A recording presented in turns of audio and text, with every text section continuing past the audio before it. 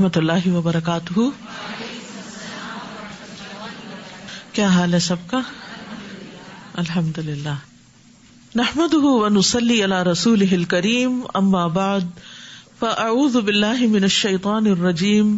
بسم اللہ الرحمن الرحیم. رب اشرح لی صدری ویسر لی امری واحلل عقدۃ من لسانی یفقہوا قولی. علماء کے اٹھائے جانے سے پہلے علم حاصل کر لینا چاہیے. عبداللہ ابن عمرو ابن العاص کہتے ہیں، میں نے رسول اللہ صلی اللہ علیہ وسلم کو فرماتے ہوئے سنا، بے شک اللہ علم کو اس طرح نہیں اٹھا لے گا کہ اس کو بندوں سے چھین لے، یعنی جس نے علم حاصل کیا ہو اس سے واپس لے لے، بلکہ وہ علماء کو موت دے کر علم اٹھا لے گا. حتیٰ کہ جب کوئی عالم باقی نہیں رہے گا تو لوگ جاہلوں کو سردار بنا لیں گے، بس ان سے سوال کیے جائیں گے اور وہ بغیر علم کے فتوے دیں گے، پھر وہ خود بھی گمراہ ہوں گے اور لوگوں کو بھی گمراہ کریں گے. اور یہ قیامت کی نشانیوں میں سے نشانی ہے. تو اس لیے انسان کو اس بات کا حریص ہونا چاہیے اس سے پہلے کہ ایسا فتنے کا دور آئے، انسان علم حاصل کرے، علم کی حفاظت کرے اور علم میں پختگی پیدا کرے. 21واں پارہ. اعوذ باللہ من الشیطان الرجیم. بسم اللہ الرحمن الرحیم. اتل ما اوحی الیک من الکتاب واقم الصلاة ان الصلاة تنہی عن الفحشاء والمنکر وَلَذِكْرُ اللَّهِ أَكْبَرُ وَاللَّهُ يَعْلَمُ مَا تَصْنَعُونَ. شروع کرتی ہوں اللہ کے نام سے جو بے انتہا مہربان نہایت رحم فرمانے والا ہے. اے نبی، اس کتاب کی تلاوت کیجیے جو آپ کی طرف وحی کی گئی ہے، اور نماز قائم کیجیے. نماز یقیناً بے حیائی اور برے کاموں سے روکتی ہے، اور اللہ کا ذکر تو سب سے بڑی چیز ہے، اور جو کام تم کرتے ہو اللہ اسے جانتا ہے. تو یہاں براہ راست نبی صلی اللہ علیہ وسلم کو خطاب کیا جا رہا ہے، اور آپ ہمارے لیے اسوہ حسنہ ہیں، تو آپ کے بعد آپ کی پیروی میں ہمیں بھی یہی کام کرنا ہے. اور وہ کام کیا ہے کہ اس کتاب کی تلاوت کیجیے. تلاوت کا مطلب قرآن مجید کو پڑھنا بھی ہے اور پھر اس کی پیروی کرنا بھی ہے. تلا یتلو تلون کا مطلب ہوتا ہے کسی چیز کے پیچھے پیچھے آنا، یعنی اس کا تتبع کرنا، اس کو فالو کرنا، جو احکامات اس قرآن میں ہیں ان پر عمل کرنا.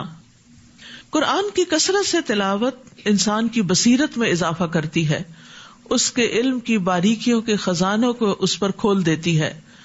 اور یہ کتاب ایسی نہیں کہ جس کو پہلی بار پڑھنے سے یا صرف ایک بار پڑھنے سے ہی اس کے سارے فائدے حاصل ہو جائیں، بلکہ جو جو آپ اس کو پڑھتے جائیں گے، یعنی ایک دفعہ ختم ہو تو پھر شروع کر دیں، تلا یتلو تلون، اس کو پڑھتے چلے جائیں. اور وقت کے ساتھ ساتھ آپ کا علم بھی بڑھتا ہے، آپ کا تجربہ بھی بڑھتا ہے، آپ کے اوپر مختلف طرح کی کیفیات آتی ہیں. ان سب میں قرآن کی تلاوت انسان کو بے پناہ فائدہ عطا کرتی ہے، اور اس کے راز انسان پر جب کھلتے ہیں تو اس کی روح سیراب ہو جاتی ہے. اور جیسے جیسے پڑھنے والا قرآن کو کثرت سے پڑھتا جاتا ہے تو قرآن اس کو اپنی روشنیوں کی مزید چمک عطا کرتا ہے، اور پھر انسان اللہ کی طرف راغب ہو جاتا ہے. اور اتلو میں ایک پڑھ سنانے کا معنی بھی ہے، اور نبی صلی اللہ علیہ وسلم کے لیے خاص طور پر یہ تھا کیونکہ جبریل آپ کے پاس قرآن لا رہے تھے، تو آپ کی یہ ذمہ داری بھی تھی کہ آپ اب لوگوں کو پڑھ کے سنائیں، یعنی صرف لکھا ہوا نہیں دیا جائے گا بلکہ پڑھ کے سنایا جائے گا. تو جب آپ پر کوئی سورت نازل ہوتی تھی تو آپ لوگوں میں اس کو پڑھ کے سناتے، نمازوں میں پڑھ کے سناتے. وَأَقِمِ الصَّلَاةَ، اور نماز قائم کیجیے. نماز قائم کرنے میں اس کی تمام شروط، اس کے آداب اور واجبات، سنن، ان تمام چیزوں کا اہتمام لازم ہے. اور پھر خاص طور پر خشوع و خضوع سے پڑھی گئی نماز، اس کا فائدہ کیا ہے؟ ان الصلاۃ تنہی عن الفحشاء والمنکر، کہ انسان کو بے حیائی اور برائی سے روکتی ہے. بے حیائی فحشاء کھلے بڑے گناہوں کو کہتے ہیں، اور منکر ہر وہ عمل جس سے شریعت اور انسان کی عقل انکار کرتی ہے. تو نماز کا انسان کی زندگی میں ایک اثر ہونا چاہیے. نماز صرف زبانی، قلبی اور بدنی عبادت ہی نہیں، یعنی یہ ایک ایسی عبادت ہے جو ہمارے دل، زبان اور سارے اعضاء کو شریک کرتی ہے، لیکن اس کا امپیکٹ ہماری پوری لائف پر ہونا چاہیے. اور سب سے زیادہ یہ کہ انسان بے حیائی کے کاموں سے رک جائے، بڑی بڑی برائیوں اور بڑے بڑے گناہوں سے رک جائے. اور یہ صرف اسی وقت ہو سکتا ہے جب انسان نماز کو سوچ سمجھ کے پڑھے، توجہ سے پڑھے، اس بات کا یقین رکھے کہ میں اللہ کے حضور کھڑا ہوں، اور وہ نماز انسان کے اندر اللہ کے ڈر میں مزید اضافہ کرے. تو نماز اگر کوئی شخص صحیح طریقے پر پڑھتا ہے تو یہ ہو نہیں سکتا کہ پھر اس کی برائیاں اس سے نہ چھوٹیں، کیونکہ نماز اس کو اپنا احتساب کرنا بھی سکھاتی ہے. اور آپ نے دیکھا ہوگا کہ نماز کے اندر اپنی کوتاہیاں بھی یاد آتی ہیں، اور بھی بہت سی چیزیں یاد آتی ہیں. جب انسان ساری دنیا سے منقطع ہو جاتا ہے اور اللہ سبحانہ وتعالیٰ کے سامنے کھڑے ہو کر ایک نقطے پر فوکس کرتا ہے، تو ایک پروسیس ہے، یہ ایک عمل ہے جس سے انسان کا تزکیہ ہوتا ہے. اندر کی خرابیاں بھی دور ہوتی ہیں اور باہر کی بھی. شرط یہ ہے کہ انسان اس کو صحیح طریقے سے ادا کرنے والا ہو، صحیح طریقے میں ظاہری آداب بھی اور باطنی آداب بھی. ابو ہریرہ سے مروی ہے، وہ کہتے ہیں کہ ایک آدمی نبی صلی اللہ علیہ وسلم کی خدمت میں حاضر ہوا اور کہنے لگا، فلاں آدمی رات کو نماز پڑھتا ہے اور دن کو چوری کرتا ہے. آپ نے فرمایا، عنقریب اس کی نماز اسے اس کام سے روک دے گی. یعنی بہت دفعہ یہ سوال لوگوں کے اندر پیدا ہوتا ہے کہ کچھ لوگ نماز پڑھتے ہیں لیکن برے کام نہیں چھوڑتے. لیکن اگر ایک شخص نماز کی پابندی اختیار کرتا ہے اور اس کو پورے شعور سے ادا کرتا ہے تو ایک دن آتا ہے کہ نماز غالب آ جاتی ہے اور برائیاں پیچھے چلی جاتی ہیں. اسی طرح نماز جو ہے وہ گناہوں کا بوجھ بھی ہلکا کرتی ہے. رسول اللہ صلی اللہ علیہ وسلم نے فرمایا، جب بندہ نماز کے لیے کھڑا ہوتا ہے اس کے سارے گناہ لا کر اس کے کندھوں پر رکھ دیے جاتے ہیں، اور جب وہ رکوع کرتا ہے تو اس کے گناہ جھڑتے ہیں، اور جب وہ سجدہ کرتا ہے تو اس کے گناہ جھڑتے ہیں. وَلَا تُجَادِلُوا أَهْلَ الْكِتَابِ إِلَّا بِالَّتِي هِيَ أَحْسَنُ. اے مسلمانوں، اہل کتاب سے جھگڑا نہ کرو، یعنی یہود و نصارہ سے، مگر ایسے طریقے سے جو بہتر ہو، یعنی احسن طریقے سے بات کرو، ہاسٹائل انداز نہ ہو. اور صرف انہی سے جھگڑا کرو جنہوں نے ان میں سے ظلم کیا، یعنی جو تمہارے ساتھ پھر سختی سے بات کرے تو پھر تم اس کے جواب میں آرگیومنٹ لا سکتے ہو، ورنہ آرام سے، سکون سے، تسلی سے، عمدہ طریقے سے بات کرو. اور ان سے یوں کہو کہ ہم تو اس پر بھی ایمان لاتے ہیں جو ہماری طرف نازل کیا گیا، اور اس پر بھی جو تمہاری طرف نازل کیا گیا، اور ہمارا اور تمہارا الہ ایک ہی ہے، اور ہم اس کے فرما بردار ہیں. تو یہ بہت بڑی حکمت کی بات یہاں سکھا دی گئی کہ اہل کتاب سے جب واسطہ ہو اور دین کے موضوع پر، اسلام کے ٹاپک پر بات ہو تو اس وقت کامن گراؤنڈز پر بات ہو، یعنی کہ ایک ٹرسٹ بلڈ کیا جائے کہ جب ہمارا رب ایک ہے، جب ہمارے دین کا سورس ایک ہے، جب ہم ایمان ان ساری کتابوں پر لاتے ہیں تو پھر ہمیں آپس میں جھگڑنے کی ضرورت نہیں، بلکہ صحیح طور پر محمد صلی اللہ علیہ وسلم کی رسالت کو مان لینے کی ضرورت ہے. اور اے نبی، ہم نے اسی طرح آپ پر یہ کتاب نازل کی ہے، اس پر وہ لوگ ایمان لاتے ہیں جنہیں ہم نے پہلے کتاب دی تھی، اور ان اہل مکہ میں سے بھی کچھ لوگ ایمان لاتے ہیں، اور ہماری آیات سے انکار تو کافر لوگ ہی کیا کرتے ہیں. اور اے نبی صلی اللہ علیہ وسلم، اس سے پہلے آپ نہ تو کوئی کتاب پڑھ سکتے تھے اور نہ اپنے ہاتھ سے لکھ سکتے تھے، کیونکہ آپ امی تھے، لکھنا پڑھنا نہیں جانتے تھے. اگر ایسی بات ہوتی تو باطل پرست شبہے میں پڑ سکتے تھے، لیکن اب انہیں یقین ہونا چاہیے کہ ایک نبی جو 40 سال تک اس نے نہ کبھی پڑھا نہ لکھا، اب وہ اتنی بڑی حکمت کی باتیں کرنے لگا ہے، اتنا عمدہ کلام انہیں سنانے لگا ہے، تو یہ اس کے اپنی طرف سے نہیں ہے، یہ اس نے خود نہیں گھڑا، بلکہ اللہ سبحانہ تعالیٰ کی طرف سے ہی آیا ہے. بل هو آیات بینات فی صدور الذین اوتوا العلم وما یجحد بآیاتنا الا الظالمون. بلکہ وہ قرآن تو واضح آیات ہیں جو ان لوگوں کے سینوں میں محفوظ ہیں جنہیں علم دیا گیا. تو صاحب علم کون ہوتا ہے؟ جس کے سینے میں قرآن ہوتا ہے. اس لیے ہم میں سے ہر ایک کو اس بات کی حرص اور کوشش دونوں رکھنی چاہیے کہ ہم قرآن کو یاد بھی کریں، یعنی قرآن کو سینے میں محفوظ کریں. یعنی جتنا ہمیں حفظ ہے اسی کو کافی نہ سمجھے بلکہ اس سے آگے بڑھیں. اور ہماری آیات سے ظالم لوگوں کے سوا کوئی انکار نہیں کرتا. حقیقت یہ ہے کہ حفظ قرآن جو ہے نا، یہ اللہ تعالیٰ کی بہت بڑی نعمت ہے. حسن کہتے ہیں اس امت کو قرآن کا حفظ عطا کیا گیا، جبکہ ان سے پہلے لوگ صرف اپنی کتاب کو دیکھ کر ہی پڑھ سکتے تھے. یعنی تورات کے حافظ آپ کو نہیں ملیں گے، انجیل کے حافظ نہیں ملیں گے، یہ حافظ آپ کو قرآن ہی کے ملیں گے. اور یہ اس امت پر بہت بڑا انعام ہے اللہ تعالیٰ کا. جب وہ اس کو پڑھ کر بند کرتے تو جو کچھ اس میں حفظ ہوتا اس کو حفظ نہ کر سکتے تھے سوائے انبیاء کے. یعنی تورات اور انجیل وغیرہ کو صرف انبیاء ہی یاد رکھتے. جیسے زبور جو تھی وہ حضرت داؤد کو حفظ تھی، اور وہ یعنی کہ اپنے کام کاج کے دوران اس کو زبانی ہی پڑھ لیا کرتے تھے. اور حافظ قرآن کی بڑی شان ہے، وہ معزز فرشتوں کے ساتھ ہوگا. نبی صلی اللہ علیہ وسلم نے فرمایا اس شخص کی مثال جو قرآن پڑھتا ہے اور وہ اس کا حافظ بھی ہے، یعنی صرف حفظ کر کے چھوڑ نہیں دیا بلکہ پڑھتا ہے، وہ ان فرشتوں کے ساتھ ہے جو لکھنے والے یعنی کرامن کاتبین معزز اور بزرگی والے ہیں. اور وہ شخص جو قرآن بار بار پڑھتا ہے پھر بھی وہ اس کے لیے دشوار ہے تو اس کے لیے دوہرا اجر ہے. اور قیامت کے دن باعمل حافظ قرآن کے والدین کو بھی بہت بڑا اعزاز دیا جائے گا. رسول اللہ صلی اللہ علیہ وسلم نے فرمایا جس نے قرآن پڑھا اور سیکھا اور اس پر عمل کیا تو اس کے والدین کو قیامت کے دن نور کا ایسا تاج پہنایا جائے گا جس کی روشنی سورج کی روشنی کی طرح ہوگی، اور اس کے والدین کو ایسے 2 ریشمی ہلے پہنائے جائیں گے کہ پوری دنیا بھی ان 2 ہلوں کی قیمت کے برابر نہ ہوگی. وہ کہیں گے یہ ہمیں کیوں پہنایا گیا؟ تو کہا جائے گا تمہارے بچے کے قرآن حاصل کرنے کی وجہ سے.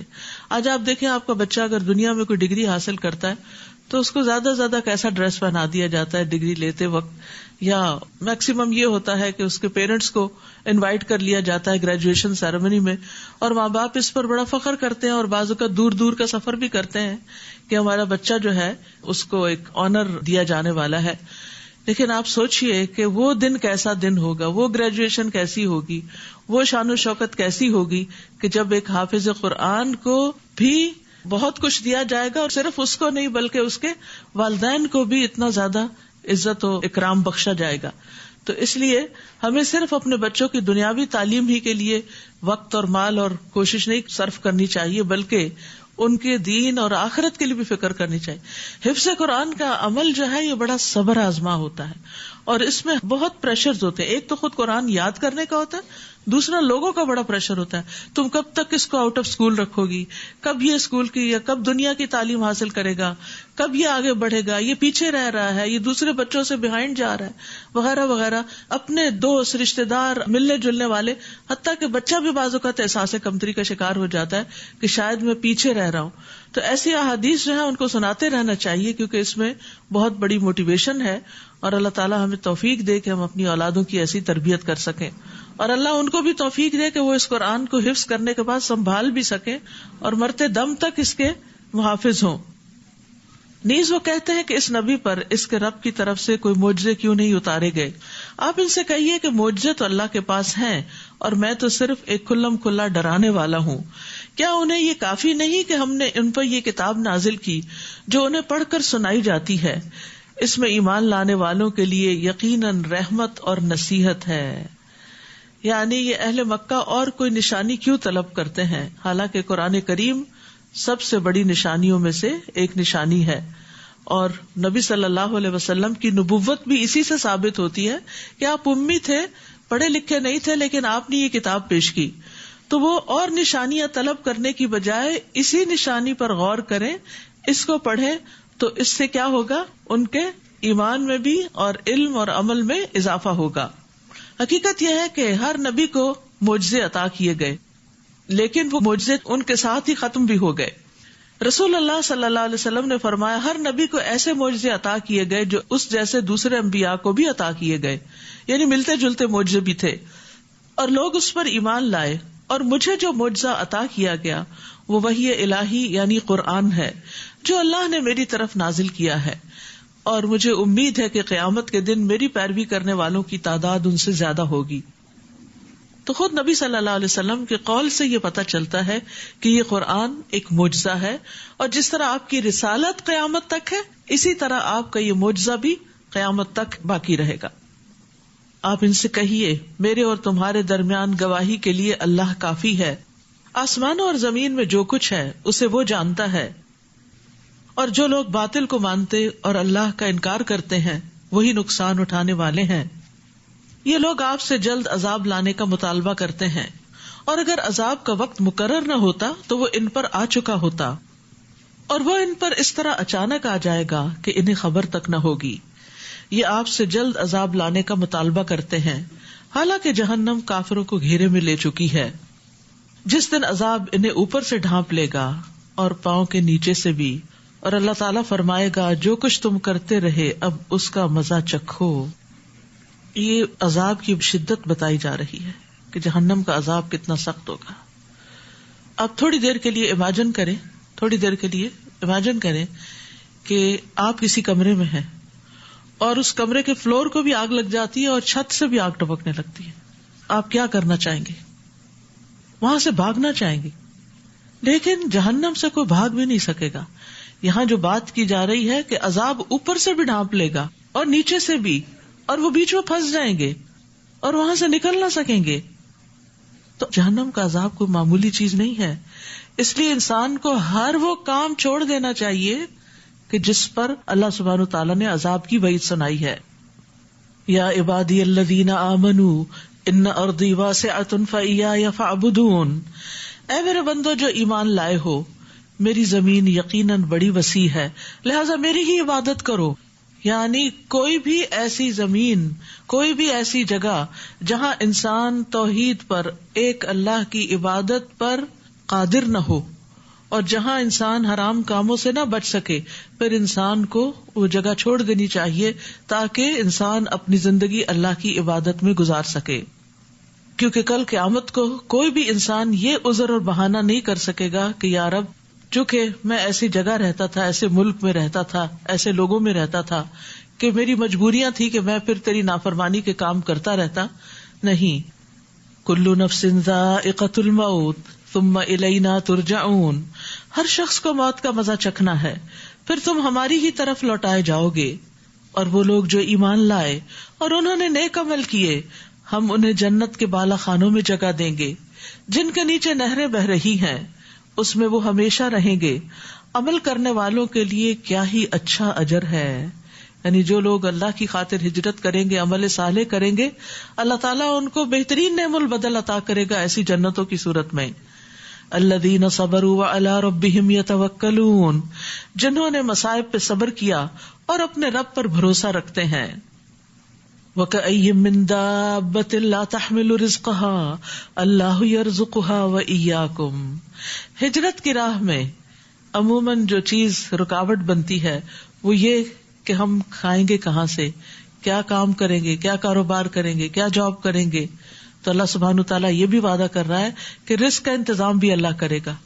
آپ میں سے کتنے لوگ ایسے ہیں جو اس ملک میں ہجرت کر کے آئے ہیں اور ان کے پاس کوئی جاب اور کوئی کام نہیں تھا، پھر اللہ سبحانہ تعالیٰ نے ہر چیز کا انتظام کر دیا، ساری نعمتیں عطا کر دی۔ تو اسی طرح یہ تو دنیا کی خاطر ہجرت تھی، لیکن جب کوئی اللہ کی خاطر ہجرت کرتا ہے، جیسے مکہ والوں نے حبشہ کی طرف ہجرت کی تھی، تو کس طرح اللہ سبحانہ تعالیٰ نے ان کے لیے نعمتوں کے دروازے کھول دیے تھے، اور پھر بعد میں مدینہ کی طرف جو ہجرت ہوئی اس کے بعد اللہ نے اس کو کیسا دارالامن بنا دیا ان کے لیے، اور ہر طرح کی نعمتیں عطا کی۔ اور کتنے ہی جانور ایسے ہیں جو اپنا رزق اٹھائے نہیں پھرتے، اللہ انہیں رزق دیتا ہے اور تم کو بھی وہی دیتا ہے، اور وہ سب کچھ سننے والا اور جاننے والا ہے۔ تو یاد رکھیے، رزق کے معاملے میں انسان کا اپنا اختیار کم ہی ہے، رزق کے معاملے میں انسان کو اللہ پر بھروسہ کرنا چاہیے۔ عمر بن خطاب کہتے ہیں کہ رسول اللہ صلی اللہ علیہ وسلم نے فرمایا، اگر تم اللہ پر ویسا توکل کرو جیسا کہ توکل کرنے کا حق ہے، تو وہ تمہیں اسی طرح روزی دے گا جس طرح پرندوں کو دیتا ہے۔ صبح کو وہ بھوکے اٹھتے ہیں اور شام کو پیٹ بھرے ہوئے آتے ہیں۔ تو انسان کو رزق اللہ ہی سے مانگنا چاہیے، اور جب بندہ اللہ سے مانگتا ہے تو اللہ تعالیٰ اس کو ضرور دیتا ہے۔ ایک شخص نے نبی صلی اللہ علیہ وسلم سے آ کے پوچھا کہ اللہ کے رسول، جب میں اپنے رب سے دعا کروں تو کیا کہا کروں؟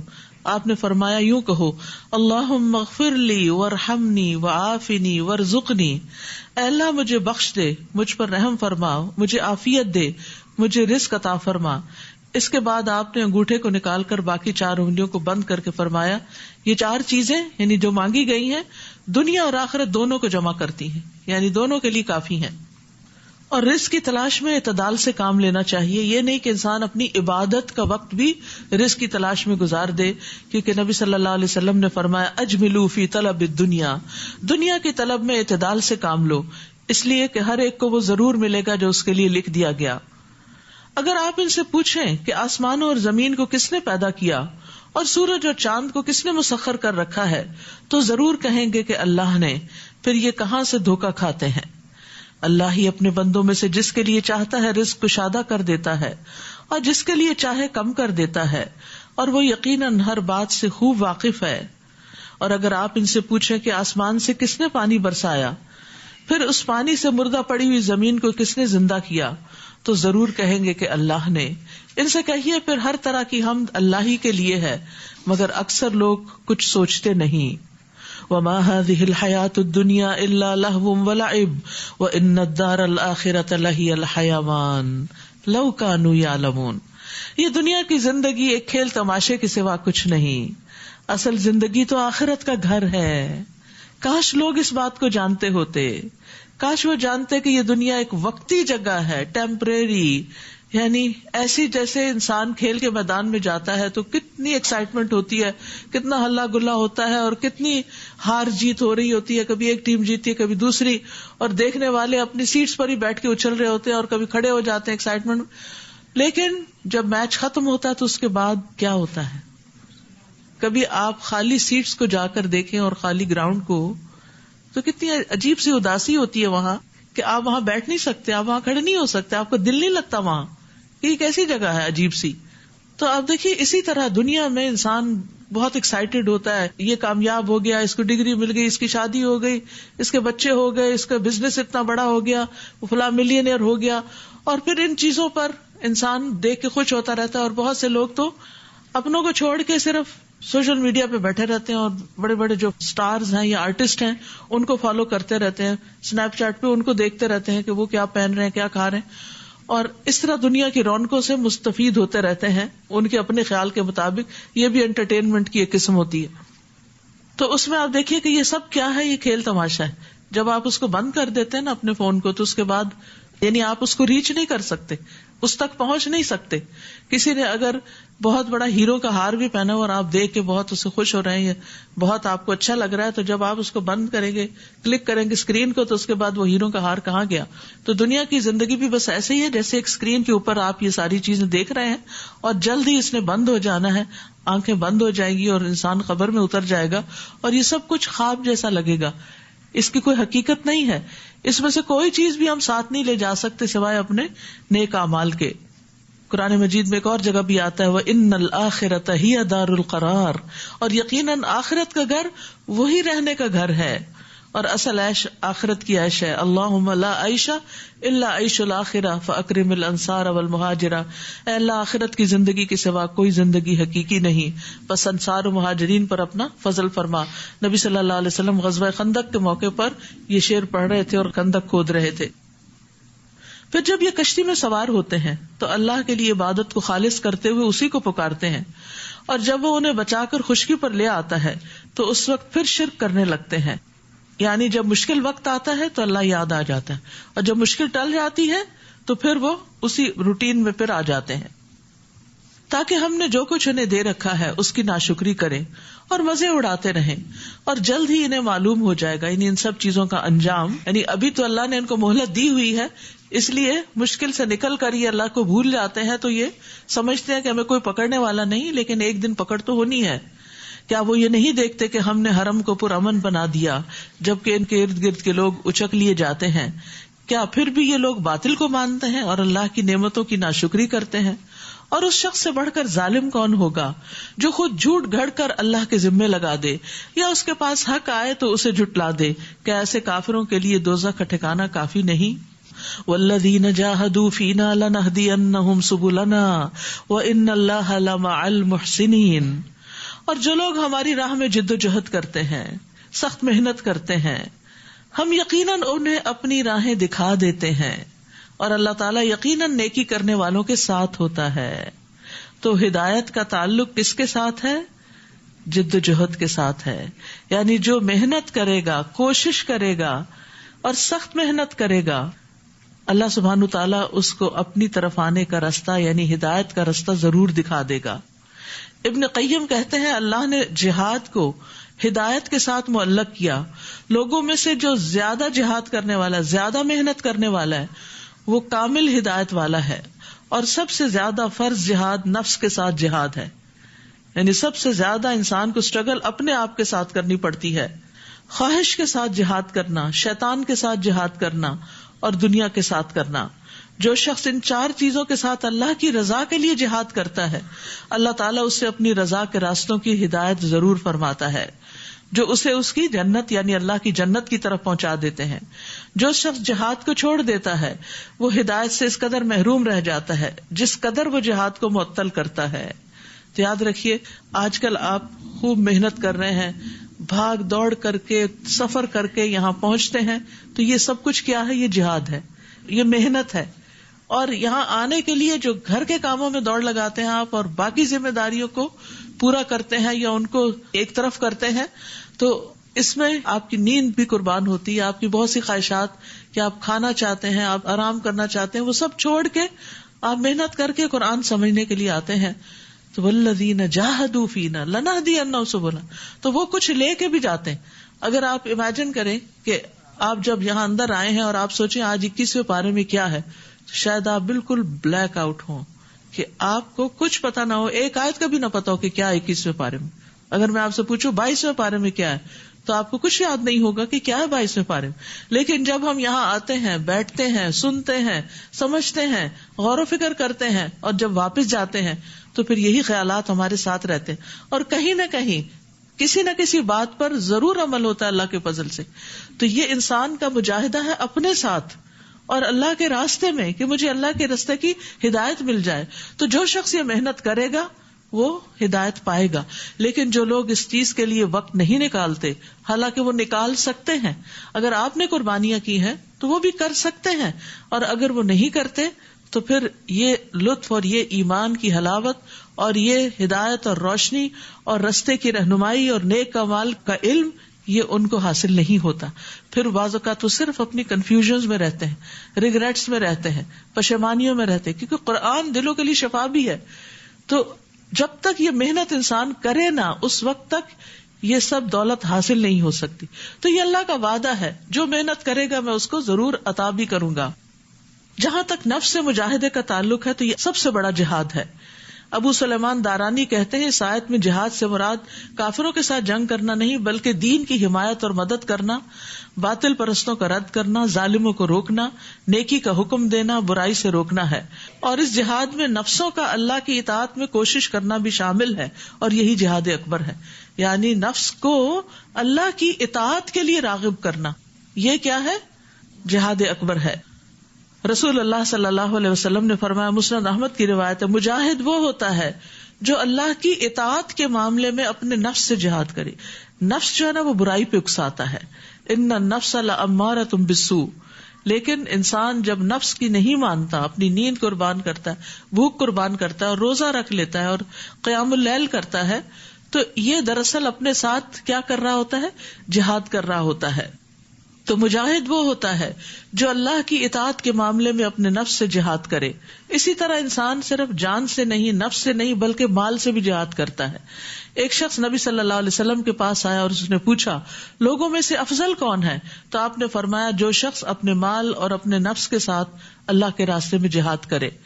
رسول اللہ صلی اللہ علیہ وسلم نے یہ خوشخبری بھی دی، اللہ تبارک و تعالیٰ کی راہ میں جہاد کرو، کیونکہ اللہ کے راستے میں جہاد کرنا جنت کے دروازوں میں سے ایک دروازہ ہے جس کے ذریعے اللہ انسان کو غم اور پریشانی سے نجات عطا فرماتا ہے.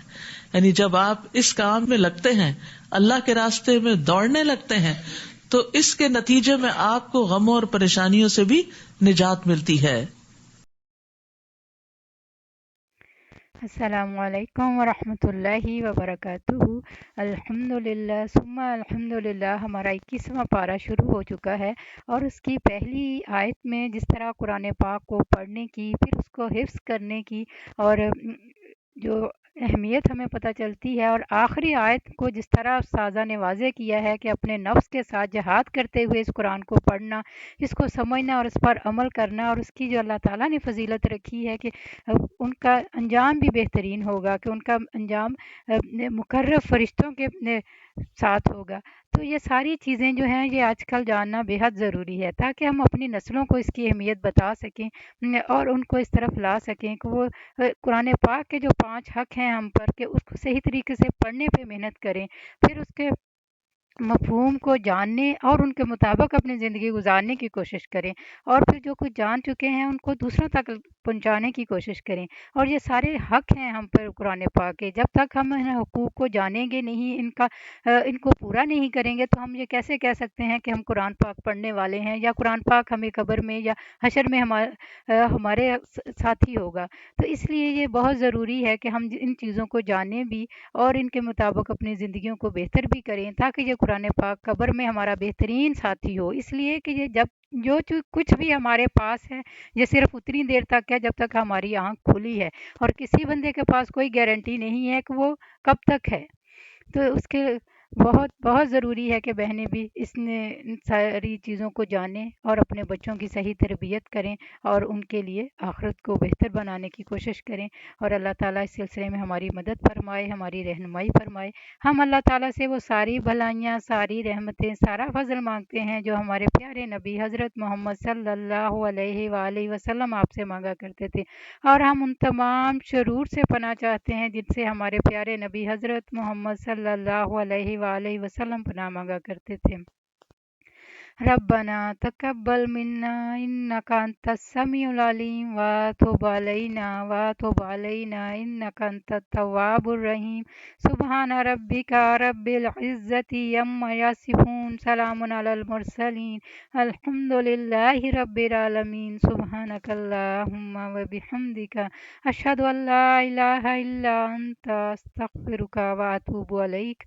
السلام علیکم ورحمۃ اللہ وبرکاتہ۔